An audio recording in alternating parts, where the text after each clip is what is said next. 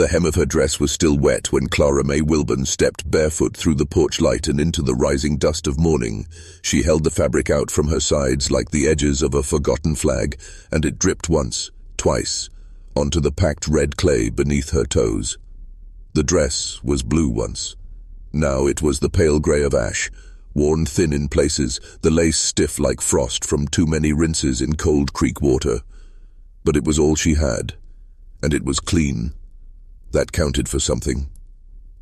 She crossed the slope behind the cabin, the one that overlooked the abandoned orchard, where the peach trees had long since gone to thorns and silence.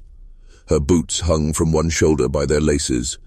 The dust didn't bother her feet anymore, hadn't in years. She reached the clothesline near the back fence, hesitated, and didn't bother with the pins. No time for drying. The sun was already lifting over the ridge, heavy and bright, and Dustwater would be stirring with its usual mixture of horses and hunger and rumors. She slung the dress over one shoulder again and started up the trail, hitching her skirts with a practiced hand. Her Aunt Maybelle was already awake, had been since before dawn, slicing bruised apples at the crooked table in their lean-to kitchen, humming something mournful under her breath. She looked up only once when Clara stepped inside and raised one greyed eyebrow.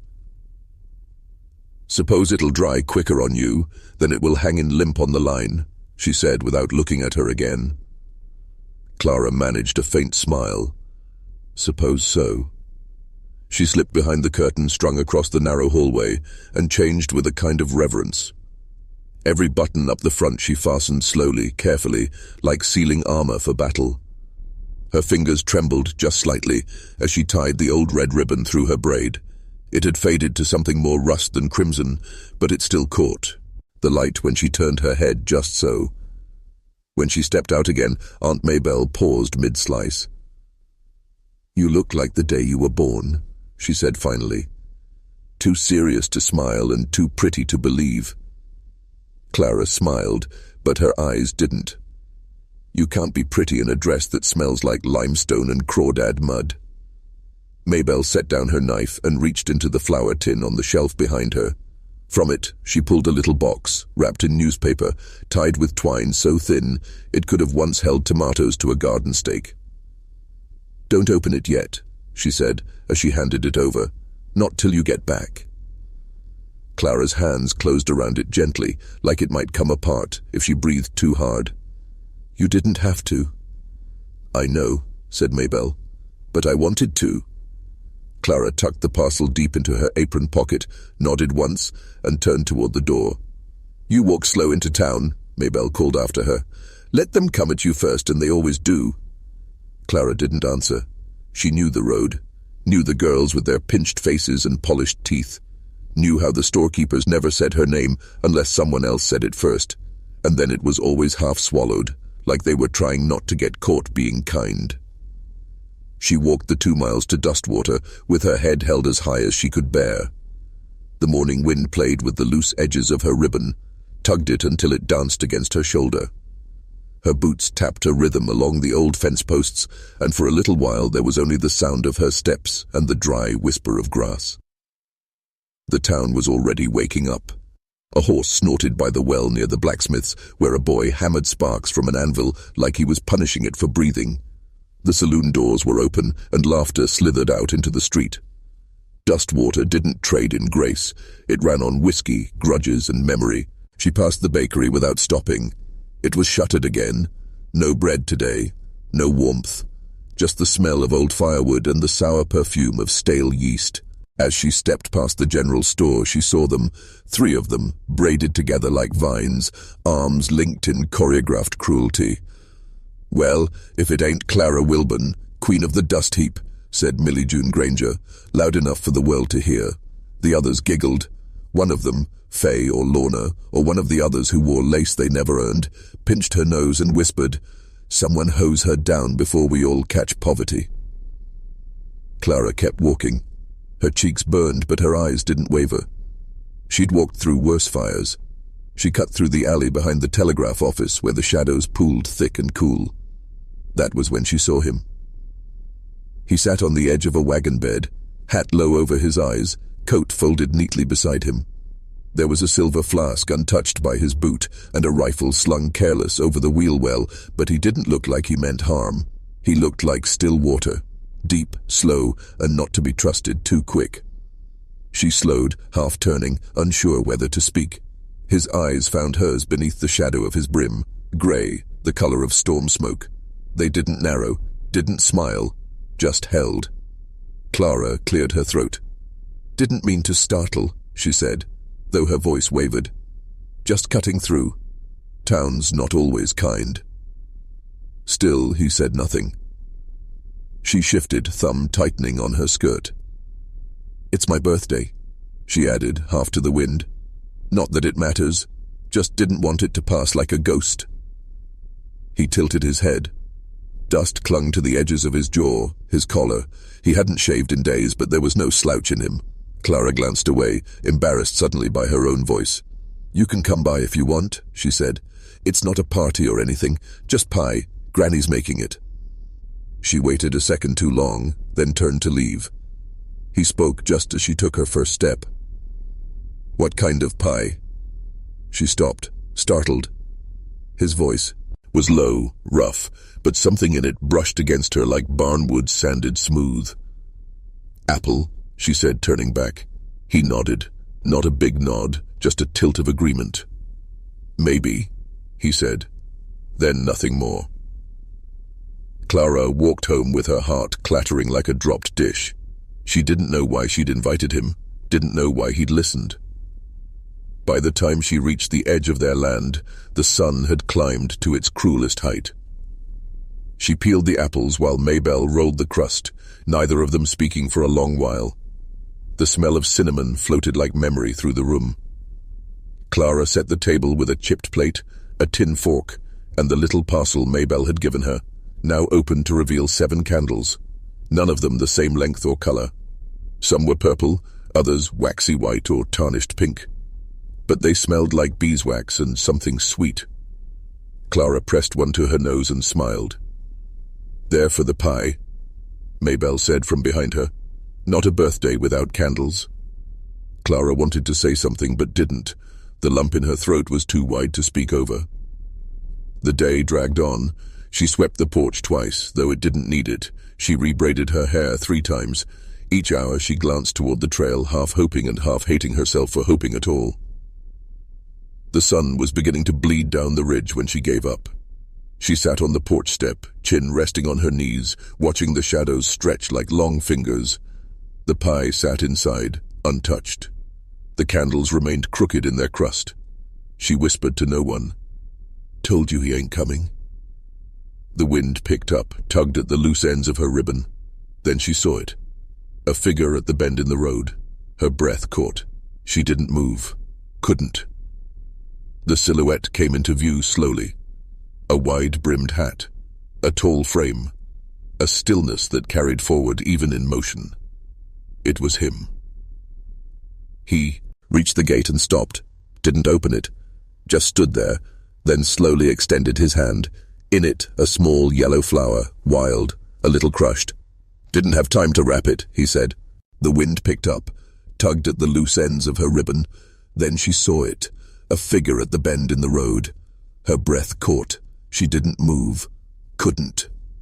The silhouette came into view slowly. A wide-brimmed hat, a tall frame, a stillness that carried forward even in motion. It was him. He reached the gate and stopped. Didn't open it. Just stood there, then slowly extended his hand. In it, a small yellow flower, wild, a little crushed. "Didn't have time to wrap it," he said. Clara stepped forward. Her fingers touched his just briefly as she took the flower. He smelled of dust and sun and iron. She looked up at him. "Beau," he said. She blinked. "Clara." No handshake, no smile. Just names exchanged like sacred things. He stepped through the gate and followed her up the porch. Maybelle was already lighting the candles.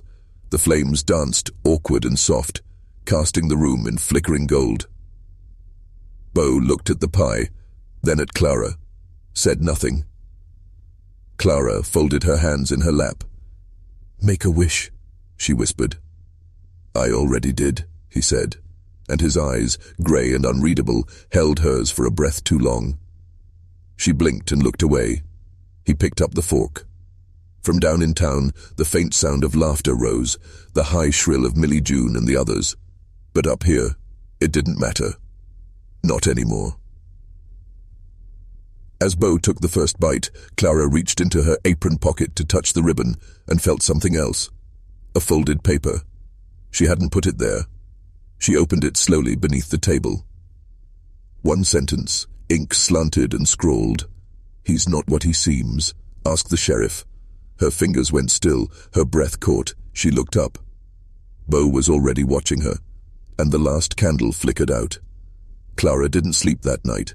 She sat by the window long after the candles had sputtered into stubs, long after Bo's footsteps faded into the hush of the trees.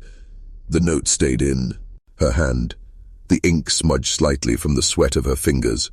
Over and over, her eyes traced the same words. "He's not what he seems. Ask the sheriff." She didn't tell Maybelle, not yet. She didn't want to watch the old woman's lips thin or hear the sigh that always followed hard truths. So instead, Clara sat in silence, heart thudding with suspicion and something more confusing, something that felt too close to hope. The next morning, Dustwater greeted her with side eyes and silence, a kind of quiet that hummed behind every conversation. No one said a word directly, but she saw the glances. The town never liked a girl who didn't know her place, and Dustwater didn't like kindness unless it could be counted in coin or stitched into corsets. At the dry goods store, Mr. Whitlow barely looked at her. His wife, once eager to gossip across the counter, kept her mouth folded like a wrinkled napkin. Clara gathered her flour and sugar, paid in coin Maybelle had saved from mending shirts, and turned to go. That's when she heard it. Just a whisper from the far corner, where the deputy stood with a mug of coffee and a toothpick turning slow in his mouth. "She invite him in?" "Sure as hell did," someone muttered. "Guess it's true what they say about Creek girls. No shame and nothing to lose." Clara didn't stop walking, but her grip on the paper bag tightened, crumpling its edge until flour puffed in a small ghost from the top. She should have gone straight home, should have kept her head low and waited for the gossip to pass, but she didn't. She turned instead toward the sheriff's office. Sheriff Abner Cade wasn't a man known for patience or poetry. He wore his gun low and his opinions lower. His office smelled like dried tobacco and metal, and when Clara stepped inside, he didn't look up from his paperwork. "Wilburn," he said, voice like gravel. "Something wrong, Wit?" "It's your old aunt?" She stepped forward. "No, sir." "Then what's the trouble?" She unfolded the paper and placed it on his desk. "Found this last night." Cade's eyes scanned the words. Slowly, his brow lowered. Then he reached for a drawer, pulled out a thin file, and slapped it open. The top sheet was a wanted poster. Her breath caught. It was Bo. Same hat, same coat, same unreadable grey stare. Except the name beneath the sketch wasn't Bo. It was Beauregard Dalton. Wanted for fraud, for crossing into towns under aliases, for causing undue disruption to lawful order. Nothing violent, nothing bloody. But there it was, in black ink. She looked up. "Is he dangerous?" Cade leaned back. "Not in the way you're thinking, but he's got a way of stirring things. Townsfolk get ideas. Folks start seeing themselves different. And that's dangerous enough sometimes." Clara swallowed. "He didn't do anything. Just came by. Had pie." Cade studied her for a long moment. "That's how it starts. Pie and politeness. Next thing you know, the banker's daughter is giving up her dowry, and the blacksmith's boy is talking about fairness." She picked up the paper and folded it back into her apron. "You plan to run him out?" "If he gives me reason." Clara left before he could say more. The wind had picked up by the time she reached the edge of town. Her ribbon came loose again, trailing behind her like a thread she couldn't keep tied. She didn't stop to fix it. Maybelle was at the well when she arrived, hauling water one slow crank at a time. Her knees shook more than they used to. Clara took the bucket from her without asking. "You all right?" Maybelle asked. Clara hesitated. "You ever meet a man who says less and means more?" Maybelle smiled faintly. "Once. Long ago." "Did you trust him?" "No. But I listened." Clara poured the water into the basin and said nothing more. That night, Beau didn't come, nor the next. The gossip thickened. In town, someone painted Gold Digger on the Wilburn's fence post. The letters dripped red like blood, though Clara knew it was just rust paint from the rail yard. On the third night, the moon was high when she heard it. A knock. Just one. Then silence. She opened the door, and there he stood. Not like before. This time his face was hard with weariness. There was dirt on his collar, and something wild in his eyes, like he'd seen too much or not enough. "You should come in," she said. "I shouldn't be here," he replied. She stepped aside anyway. Inside, the candles were already lit. Maybelle looked up from her sewing, eyes narrowing just slightly. She said nothing, just nodded once and rose. "Reckon I'll go check on the hens," she said. Clara poured coffee from the tin pot, hands steady even though her heart was not. She slid a cup across the table. He didn't drink right away, just stared into the dark liquid like it might tell him something. "You told me your name was Beau," she said quietly. "It is. Part of it. But not all." "No." She waited, but he didn't offer more. "You left something," she said. His eyes lifted. She pulled the note from her pocket and laid it on the table between them. "Wasn't me," he said, "but I knew it would come." Clara sat down across from him. "Then what are you?" "A man, trying not to be who I was." She folded her hands, knuckles pale. "Why me?" He looked at her then, fully, and something in his expression softened. "Because you didn't flinch when the town turned away. Because you invited a stranger to share pie on your worst day." Clara swallowed hard. "That don't answer much."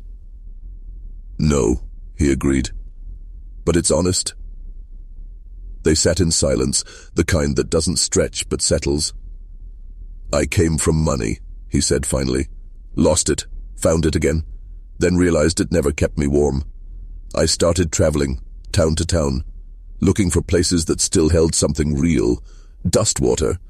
It's broken, but not dead. I thought maybe..." His words faded. He seemed, sure of the rest. "You're not here for gold," she said. "No, not anymore." "Then what?" He smiled, faint and sad. "Kindness." Her chest ached, not with fear, but with something far older, a hunger she'd carried since childhood, a need to be seen, not pitied, and he had seen her. Maybelle re-entered quietly, wiping her hands on her apron. She glanced between them. "Man like you, got people chasing him?" Beau nodded. "Sometimes. You leave trouble at my door, I'll feed you to the pigs." Beau smiled for the first time. Fair enough. They ate in near silence. Just stew and cornbread and the crackle of the wood stove. But something unspoken passed between them, acknowledgement maybe, or understanding. When the meal ended, Beau stood. "I won't stay long." Maybelle nodded once. "You'll stay tonight." Winds turned. He hesitated. "Thank you." "You thank the girl," she said. "It's her fire you're sitting beside." Outside, the wind howled through the orchard. Clara stood by the door after Maybelle had gone to bed. Beau lingered a moment longer near the table, then joined her. "You're not afraid of me," he said. "No," she replied. "Should I be?" "I don't know." They stood shoulder to shoulder, not touching. "I heard what they're saying in town," she said. "That you're looking to stir things up. Break things, I am, he said, but not in the way they mean. I just want folks to stop measuring worth by bloodlines and banknotes. She looked up at him. You think that'll ever happen? His eyes didn't leave the horizon. Only if people like you outnumber people like them. She let out a breath she hadn't known she was holding. He turned to her. Can I come back tomorrow? Don't ask me, she said. You already know the answer. He touched the brim of his hat, turned, and disappeared into the night again. And though the wind screamed through the hills, Clara stood at the threshold a long time, feeling something in her chest, like a bell struck softly, waiting to ring. The storm broke just before dawn. The sky, once smeared with stars, cracked open with lightning, and the orchard swayed like it remembered how to weep. Rain hammered the tin roof above Clara's room, waking her from a sleep that never settled. She rose, braided her hair in the half-light, and watched the trees dance in the gale from her narrow window. Something had changed. Not in the wind, not in the rain. In her. Beau had returned every night for the past week, just after dusk. He never asked for food, though Maybelle always set 3 plates. He never offered stories, but sometimes, after the candles burned low, he'd murmur something about the places he'd seen, about the towns that had chased him off or tried to buy him off, or simply pretended he wasn't real. He never named the things he fled, but Clara knew. You could hear the weight in a man's silence if you listened long enough. She wasn't sure when his presence had stopped feeling like a question. Perhaps it was the way he nodded whenever Maybelle spoke, as if her words were scripture, or the way he cleaned his plate and quietly washed it after without being asked. Maybe it was how he looked at Clara, not with hunger, not with pity, but with the quiet steadiness of someone seeing her whole and not trying to rearrange the pieces. But the town hadn't changed. If anything, it grew louder with its whispers. The words, "run off," and "stray girl" followed her now like a second shadow. She didn't flinch when she heard them. Not anymore. Beau had taught her something about silence. It could be armor. And yet, beneath the strength she wore, Clara carried a question, sharp and thorned. Why is he still here? That morning, after the rain slowed to a hush, she found him already at the edge of the orchard, sitting on the splintered bench Maybelle's father built a lifetime ago. His coat was damp at the shoulders, his hat pushed back. He didn't turn when she approached. "They're going to come for you," she said, quietly. "I know. Then why stay?" He glanced at her, rain still clinging to the stubble on his jaw. "Because I haven't finished what I came to do." She sat beside him. "Which is, tell the truth." She tilted her head. "About what?" He hesitated. Then, "About who I am." Clara didn't speak. She let him have the time. The air still smelled like wet earth, the kind that makes you believe something new might grow. "My name is Beauregard James Dalton," he said finally. "Born to a mining tycoon in Colorado. Silver money, land money. The kind that lets you forget how to talk to people who live in cabins with split floors." He paused, lips pulling tight. "When I was 20, I left. I thought I'd take my inheritance and fix things. Give back. Start a school, build a clinic. But the more I gave, the more people tried to own me. And I hated that. Hated how money always came with strings. So I burned through it. All of it. Gave some away, lost more in bad hands. And when I had nothing left but my name, I buried that too." He looked at her, eyes raw and storm-colored. "I've been walking ever since, looking for a place where kindness doesn't cost a thing, where I'm not a price tag. Dustwater's not it, not yet, but you are." Clara's throat closed. She hadn't expected him to bear that much, and now that he had, she didn't know where to put it. "I ain't what you think," she said, voice low. "I've wanted things, ugly things. I've dreamed about Millie June tripping on her own smug smile and falling face first into a puddle. I've envied girls with clean aprons and teeth that don't ache. I've hated this town. That makes you honest, Bo said. No, she whispered. It makes me tired. He nodded, and for a long while they sat together, neither speaking. The orchard dripped around them, trees still shaking off the rain. By midday, word came by way of a peddler's wagon. The sheriff was gathering a search party. Said there was a drifter who matched a poster out of Kansas, falsified deeds, misled townsfolk, sown dissent. Said if he didn't come in by sundown, they'd find him. Clara heard it from the boy who carried flour sacks for the Grangers. He'd seen her passing and whispered, "They're coming. Best get your friend gone." She didn't run. She walked, even as her pulse thundered. When she reached the orchard again, Bo was already packing his satchel. His rifle leaned against the fence. His flask hung empty on his belt. "They're coming," she said. "I know. You should go." He looked up, and for the first time she saw fear, not for himself, but for her. "They'll turn on you," he said, "even more than they already have." She stepped forward. "I don't care." "Yes, you do. You just stopped letting it matter." He fastened the leather straps of his satchel, then picked up the flower she'd left on the bench. A simple white bloom with ragged petals, he tucked it into his coat. "I've stayed too long." Clara's fists clenched at her sides. "Then why does it feel like not long enough?" He stepped forward, one hand lifting as if to touch her, then fell away. "Because you were the first to let me in without asking what I could offer." She swallowed hard. "Will I see you again?" "Not unless you come find me." She blinked. "Where would I even start?" He offered the barest smile. "Follow the ones whispering about change." She didn't smile back. She couldn't. Not yet. He turned then, walked back through the trees. He didn't look over his shoulder. She stayed there, watching until the green swallowed him whole. Sundown came blood red. The sheriff and his men arrived not long after, 6 of them on horseback, rifles visible and questions already loaded in their mouths. Cade dismounted first, boots crunching gravel. "Wilburn," he said. Clara stood on the porch, apron tied tight, hands folded. "He's not here," she said. Cade squinted. "Funny thing that. He was. Not anymore. You help him?" "I gave him pie." "You well, and to arrest me for that?" He smiled, but it was thin and cold. "Just want to know where he went." She didn't blink. "He didn't say."